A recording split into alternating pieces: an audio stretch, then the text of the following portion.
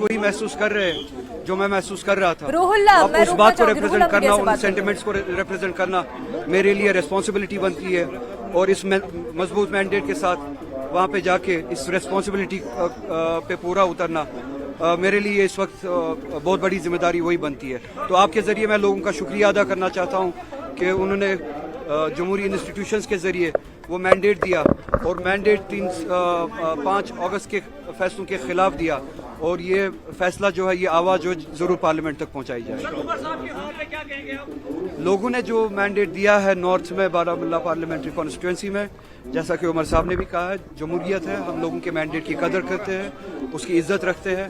साथ ही साथ मैं ये इस बात का इजाफा करना चाहूँगा, मैं उम्मीद करता हूँ जिस हदफ के लिए नॉर्थ के लोगों ने ये वोट दिया है, इंजीनियर रशीद साहब की वो रिहाई मुमकिन हो, अल्लाह करे कि वो रिहाई मुमकिन हो। और अगर ये ट्रेंड सही है तो मैं इंजीनियर साहब के घर वालों को, इंजीनियर साहब को मुबारकबाद देना चाहता हूँ। शाम तक इंतजार कीजिए, उम्मीद है शायद ऐसा हो।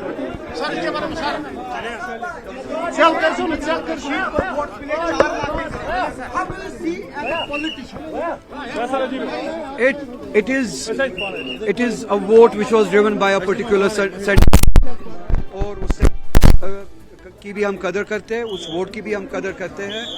अगर लोग ये समझते हैं कि इस वोट के ज़रिए इंजीनियर साहब की वो रिहाई मुमकिन बना सकते हैं, हम दुआ करते हैं कि वो रिहाई उनकी मुमकिन हो, और वो जल्द अज जल्द अपने खानवादे के बीच में हो, अपने घर वालों के बीच में हो, अपने कंस्टिट्यूएंट्स के बीच में हो।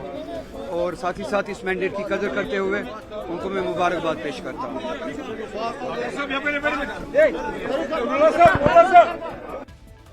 तो आगा रूहुल्लाह को आप सुन रहे थे, इसी बात को लेकर के मैं आगे